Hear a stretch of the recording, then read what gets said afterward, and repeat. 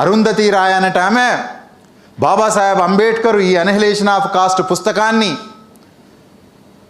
70-80 ఏళ్ల తర్వాత రీప్రింట్ చేస్తూ ఆమె రాసింది మొట్టమొదటి వాక్యాలు ఏంటిది అని అంటే, అంబేద్కర్ని చదివిన తర్వాత ఈ దేశం నాకు కొత్తగా కనిపిస్తుంది అని అన్నది.